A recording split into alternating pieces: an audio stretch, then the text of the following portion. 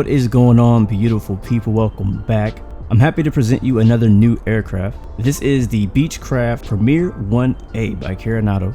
It's great to see another business jet added to the X-Plane 11 fleet. So today we're flying from Daytona Beach to LaGuardia. We'll be cruising at 39,000 feet, and I'm looking forward to a really fun flight. We'll be going through the checklist, starting up with the GPU, and I'll show you everything you need to know from startup to shutdown. The Premier 1A gets the full Carenado treatment, you know, the usual 4K textures inside and out, F-mod sounds that actually do sound pretty good, VR support, you get multiple liveries, comes with a custom ProLine 21 avionics package along with the default FMC, custom electrical system, updated and working with many of the X-Plane 11.3 features. Also includes lib rain support for rain effects and ice on the windows. If you want to know more of the exact details and features of the aircraft, check out the Carenado website or the X-Plane store. But as we look at the exterior, you can see that this is a great model and rendition of the real-life Premier 1A, along with the engine covers, cones, pitot static covers, wheel chocks as static elements that you can also turn off.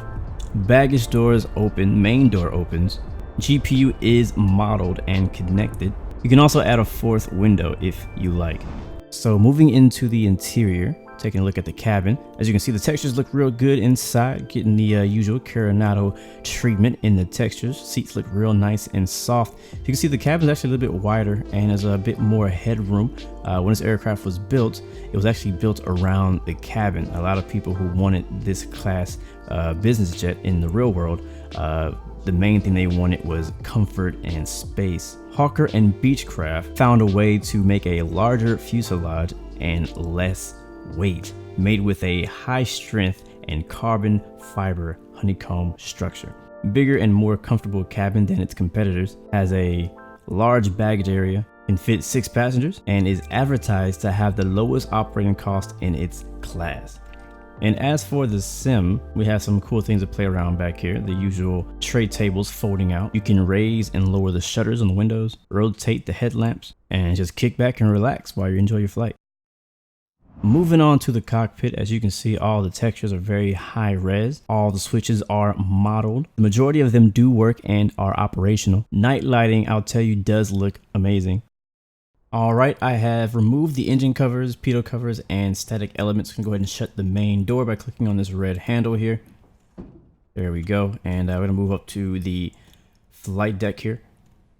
So I had a few people in my past videos requesting that I do a full checklist start. So that is what we are going to be doing today in the Premiere, but I will be skipping the things that are not simulated. If you're not into that, you can skip forward to the takeoff or the engine start. First, we will check our static source. Let's go ahead and hide our yoke here. Static source is going to be right here to the left of our yoke. Right now set to norm. That is exactly what we want. Defrost as required. That's right here. You can pull that out if it's real frosty. Cockpit air is right below that. Alternate gear release handle, that's actually should be next to the brake, I believe, but I don't think that's simulated. Ice protection off or normal. Anti-skid into normal position, which is the up position. Landing gear, confirm that is down. Battery is off for right now. Generators are off, which is right next to it, and avionics are off. Sliding over to the boost pumps, we'll turn those into the auto position. Fuel transfer is off. Bleed air is off. Blowers, turn that to low. That'll be to rotate to the left. Cockpit and cabin. Temperature control set as desired. I'm gonna put that right down in the middle. Pilot's audio panel, that's over here on the right, on the left side, and that is set. Displays and CDU switches, again, it's over here, set to normal, which is right in the middle. AHRS, ADC, CDU, all that stuff needs to be set to normal before start. Pressurization should be set to auto, right down the middle. And the co-pilot's audio and all that should be set, that's good to go. Thrust levers, idle cutoff. We will set the ignition to arm, which is right in the middle. That's one click. ECUs to on. That's one click. Speed brakes retracted, which is gonna be down. The speed brakes in this plane is a little different. You actually hold them to completely extend it, and then you hold it up to completely retract it. Speed brakes retracted, clicking up just to make sure those are up. Pitch trim, we'll set that to normal. Lift dump needs to be retracted and locked. You could actually unlock it and just check to make sure it's working. Slide it up and down and make sure it's locked. Rudder boost, normal. Rudder trim, normal. Roll trim, normal. Roll trim, don't forget, is 2 clicks to get to normal. Flaps are indeed up. Lighting switches are off. Yes, they are off. Master test switch is off. Battery now coming on. And make sure you have 23.5 volts at least. You just need to slide that to the right and bring it back. We have 28, we're good. Double check that the fuel transfer is still off, which is right up the center. Engine anti-ice check is off. Doors are closed. Passengers are briefed. Seats and seat belts are strapped and harnessed. I'm gonna go ahead and turn the seatbelt sign, no smoking signs on. Parking brake is set. Navigation lights on. Beacon lights on. And we are ready to start. We're gonna start with our right engine. You're gonna go ahead and click this yellow button on the right.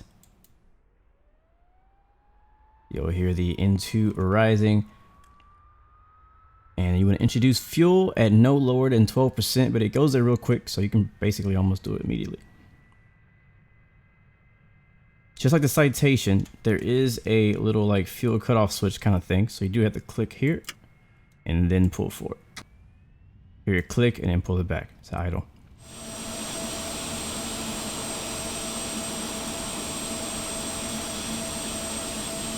And once the engine is started, we're gonna go ahead and turn on the generator for the right engine. Let's go and click generator reset, let go, it goes on.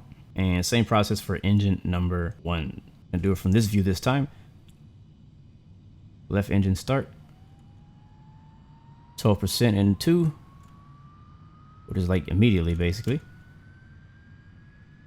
Click on the switch, pull forward, hear the click, pull it back.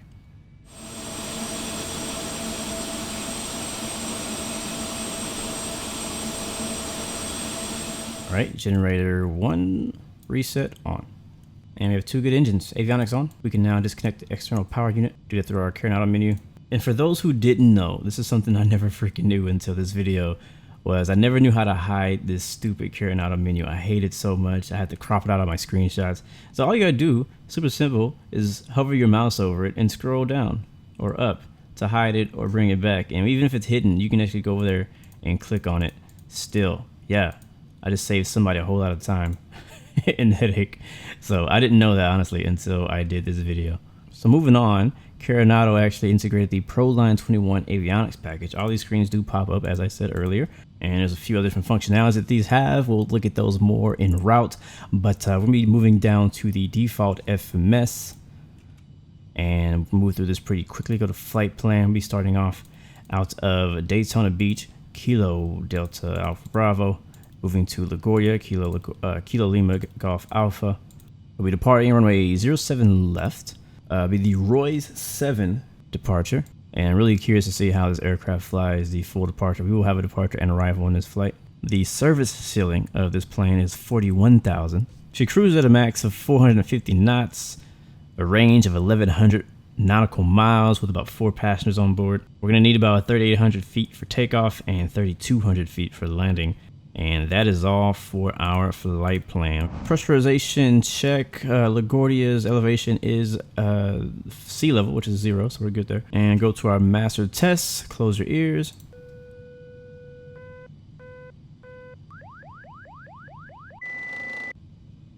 Yeah, the stall warning is extremely loud, like ridiculously loud. So I have to go through it real quick. Stab ice, auto. Wing anti-ice, I don't think we need it today. Fuel quantity check, we have 1,646 pounds on the left, 1,640 on the right. Flight controls, free and correct. Flaps set for takeoff, that'll be flaps 10. Flight director on, and if you click anywhere next to these buttons, it'll actually pop up the whole autopilot panel. The flight director on will climb via SIT, which will actually have us at 4,000 feet. And for climb out speed, I'm gonna be looking at like 180. So we'll lower our speed there. We'll be taking off out of, we'll be departing with flight change mode. Local altimeter is 3024. Turn the traffic or TCAS button right here, turn that on. Switch this to radar. That'll be for weather. The other ter is for terrain. If you want to see that, you could also do format. Let's look at it in rows format, or you could do it whichever you like. If you want to change from FMS to VOR, you click on the second button on the left, and it changes this VOR, VOR2, blah, blah, blah, FMS. And this will be your timer. Click once to start it. I think twice is to restart it, or maybe twice and 3. I don't remember. And we are finally ready to taxi. All right, release the park and brake. Give it a little power. We'll make a little U-turn here. There is a citation right to the right of us we got to watch out for. We're taxiing to runway 07 left via Whiskey November.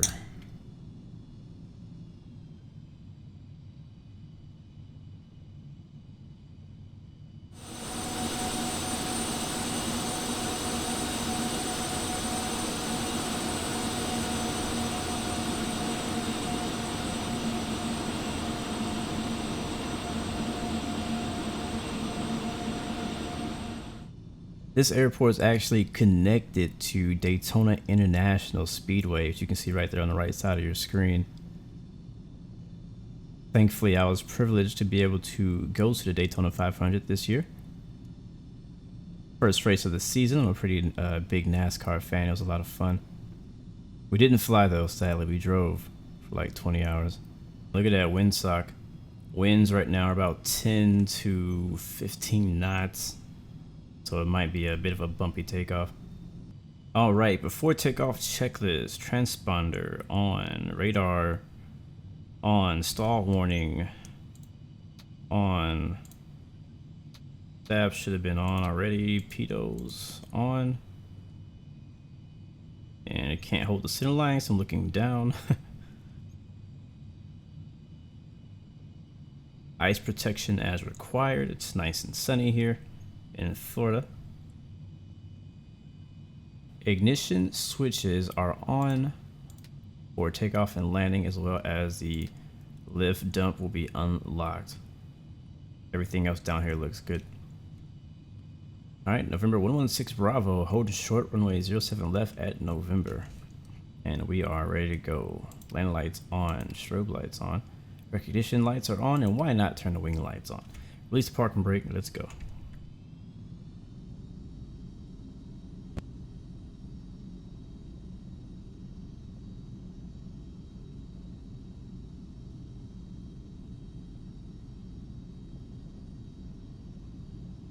Turn the flight director on. Once we get airborne, we'll turn the yaw damper and hit nav mode. I believe I should have my heading already set to runway heading. Yes, it is. We'll be climbing up to 4,000, climbing via SID, and looking for about a 180 knot to 200 knot climb speed. And here we go, rolling. It's real windy, so I gotta be real careful here.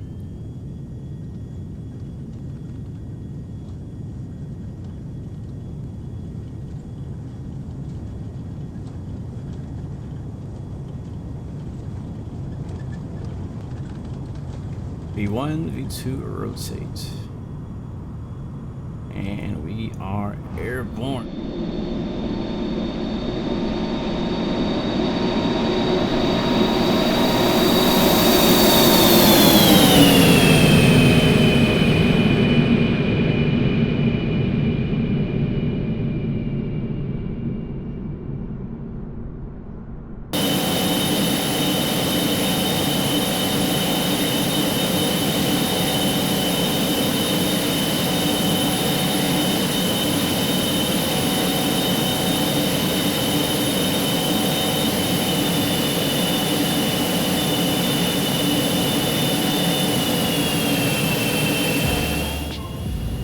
Fly out over the Daytona Beach, and we'll make a left and head back to our first waypoint.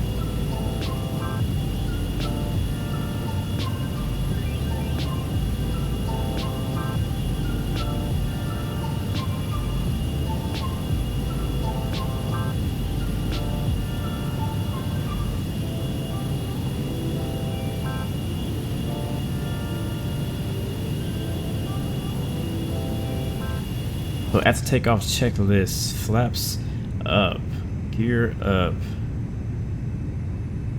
yaw damper on, ignitions back to arm.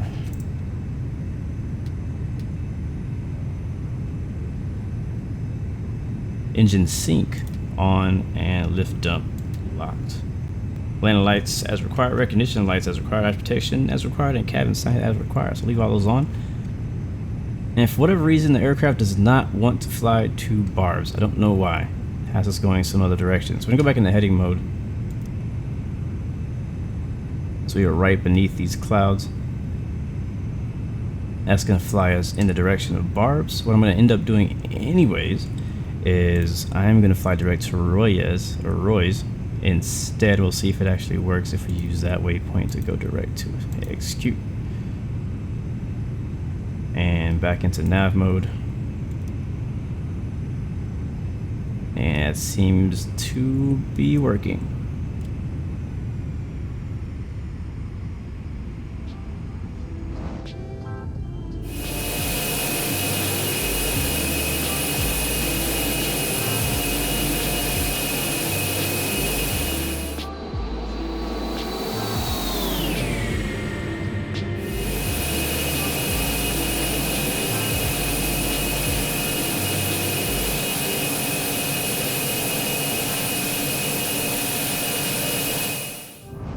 Alright, we've passed 10,000. I'm going to go ahead and change our final altitude to 39,000 feet. And yeah, it's been a bit of a bumpy departure, man, out of Daytona today. Honestly, was not really expecting that. Did not plan for that. Hey, we'll go ahead and turn the land lights and recognition lights off, as well as the wing lights. Leave the rest on. So we're climbing out at 190 knots. I'm actually going to lower that to 180. That'll give us a little bit more of a higher vertical speed of climb. Cabin is pressurizing. We can check on that. We can also check on our hydraulics down here on the left. Oxygen looks good.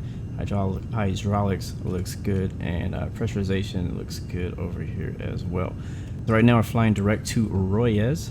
You can see right here. Again, if you turn this knob up and down, that shows how that changes the distance and the range. I also have the radar turned on. You can also turn on terrain. It'll also allow you to be able to see terrain on the ground as you're flying.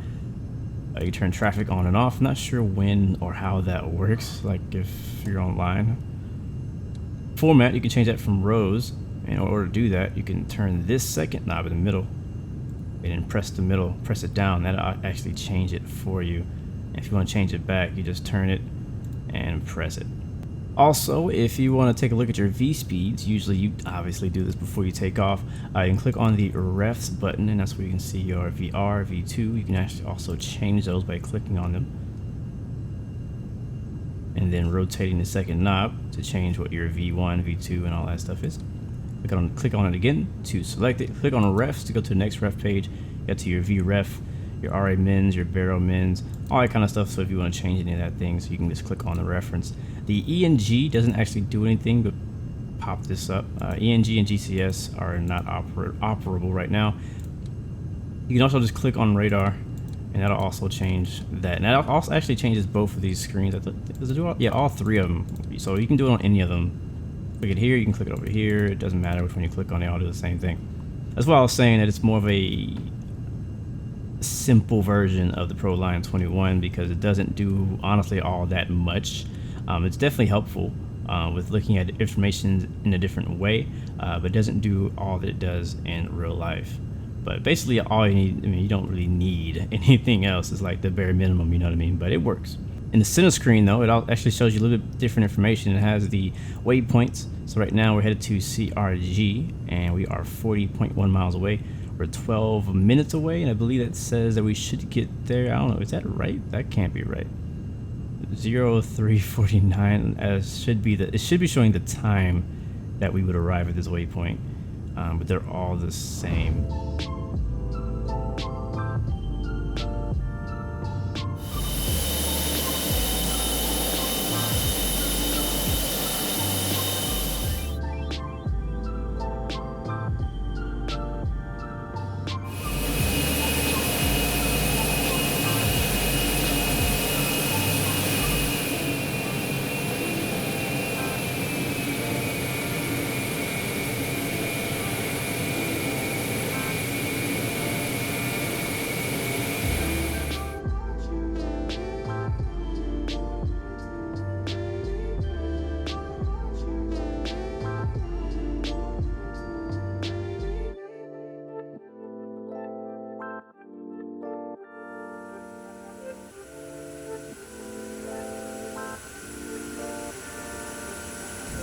right, we are almost on final into LaGuardia. Double check our descent and before landing checklist. So engine sync is off, engine ignitions are armed, lift dump will be unlocked, cabin signs are on, landing gear, we'll put that down in a second.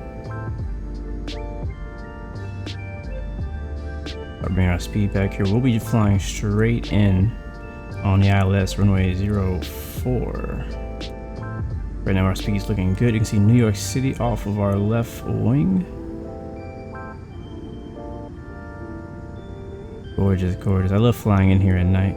I already have the radios tuned in at 110.5. I have it in nav1 and nav2. I've had some issues with capturing the localizer with the aircraft. I'm not really sure if it's picking up nav1 or nav2.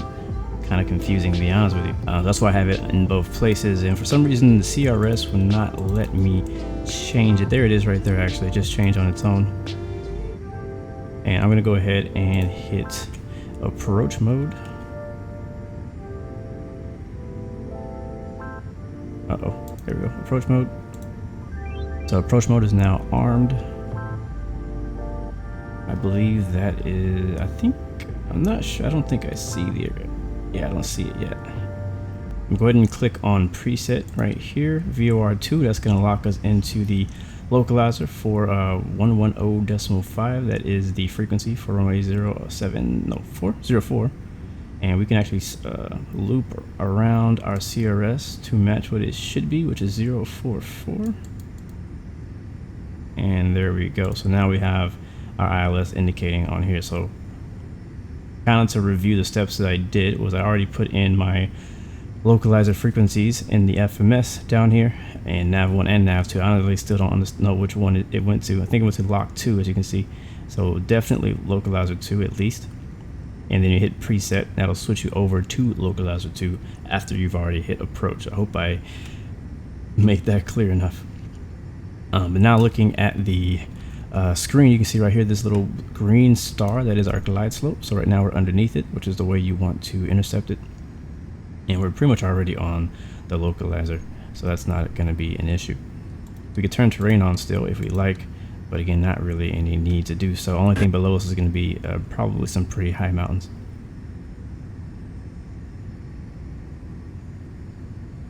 It was raining slightly a little bit on the way in, but it's kind of cleared up now, so I think we may have a not so much of a clear landing. We might have some clouds, but it'll be I don't think it's gonna be raining.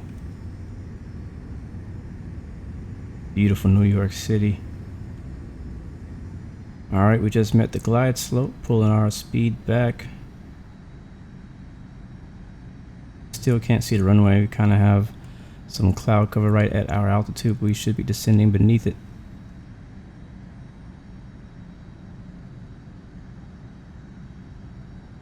All right, I have visual now of the runway. There she is. I'm gonna go gear down. Terrain.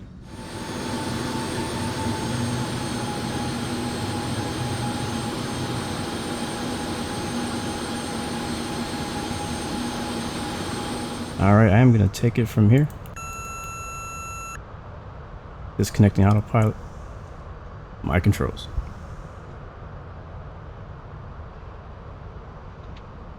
Flaps are down.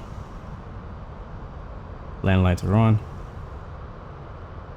Gears down, 3 green.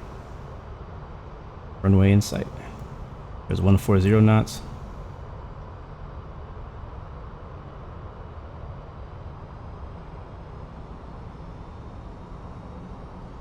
And I have my buildings turned all the way up, so you can maybe seeing my frames going down a little bit here, but shouldn't be too bad. All right, guys, we're clear to land. Beautiful approach, though. I was looking forward to doing this landing at night. Timed it perfectly. Weather's not too bad either.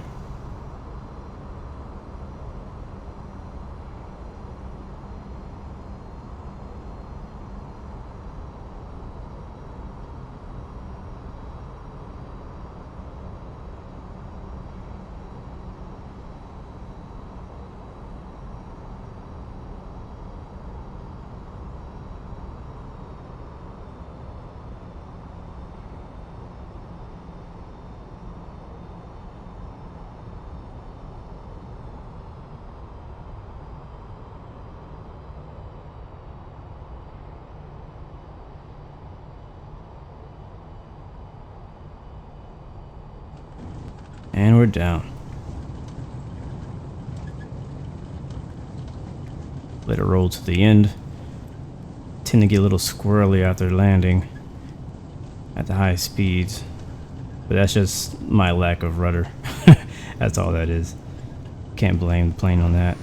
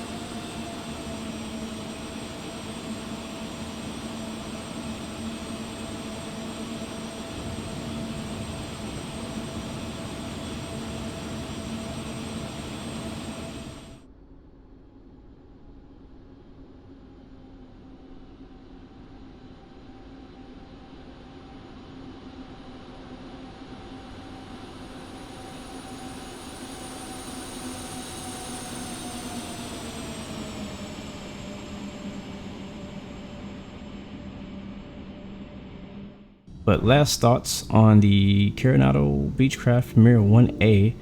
I definitely like it. My first look at it, honestly, I thought the plane looked funny. Like it looked like a stubby bird, in my opinion. My first thought. That's just the truth. But after flying it a few flights, it kind of grew on me, to be honest with you. I mean, I'm a big fan of business jets in general. I like all kinds of business jets. I'm more accustomed to like the bigger, medium size jets, the larger ones. So that's what I'm more like, I guess, interested in.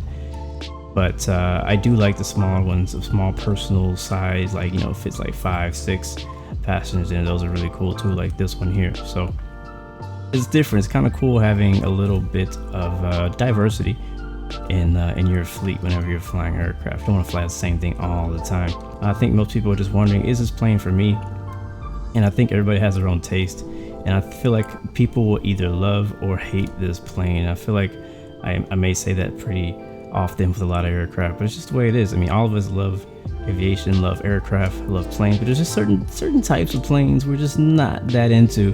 So I'm not gonna say everybody who touches this plane is gonna love it, but I also feel that you may not really regret it either.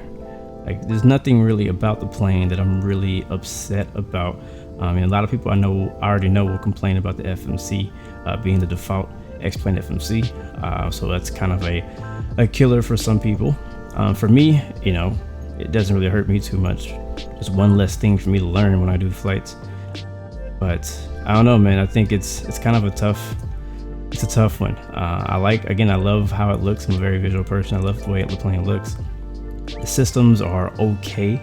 They're not great. If you're somebody who's looking for like super, system depth, like this is not really the plane. Even though it does come with like a new type of avionics package for the Pro line, it still doesn't go that deep in depth with it. So this is not really that. This is more of like a person who just likes business jets. You just want to do business jet flights.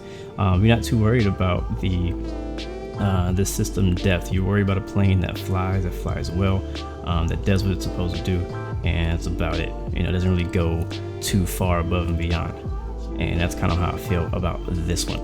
We'll do our shutdown checklist very quickly. Again, I did say I do the checklist for you guys who were requesting me to do checklist. After landing checklist, let's see, pitot, static heat turning off. There we go. Let's see, windshield heats, that'll go off. Windshield standby. Transponder to standby, that's over here. Radar standby, so we can just basically turn it off right there. Landing lights obviously need to be off. Recognition lights can go off. Strobe lights can go off. Ignitions back to arm. Lift, dump, retract, and lock. So I believe that whenever you land, you're supposed to actually pull this back. And that pulls the spoilers out. Parking brake is set, oxygen is disarmed, defrost off, engine anti-ice off, which we did turn on when we went through those clouds, so we can shut those off. Boom, there it is. Bleed air off. Lowers as required, which are set to low right now, so don't have to worry about that. Galley power can go off. exterior lights off, which is what that is. We haven't even shut it hasn't even shut the engine off yet. Let's see, thrust lever, there we go, thrust levers. Sorry, avionics off first. You don't want to mess the avionics up, I shut the engine off. Avionics off first, and then we'll go to our thrust levers and shut those off. And just the way you started them, hit the fuel cutoff right there, slide it back. You hear the engine shut off. Beautiful.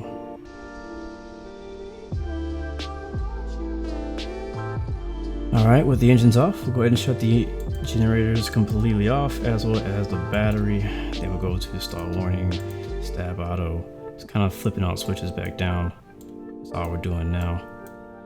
Alright, now we'll head to the back, pull the red lever, open the door. And I honestly kind of feel like some of those things in that checklist were a little bit out of order for shutdown, but hey, who am I to judge? And now you guys are free to get out of here. Thank you so much for joining. I definitely, again, enjoyed the flight from Daytona to LaGuardia. Even though it looks a little funny, I do think it's a pretty beautiful plane. It's a fast little jet and pretty easy to fly. Light and fast. And alright, with everything shut off, my job is done here today. Remember, you got 3 choices: give up, give in, or give it all. You got peace, love, God bless you. See you guys next time, next video. Peace.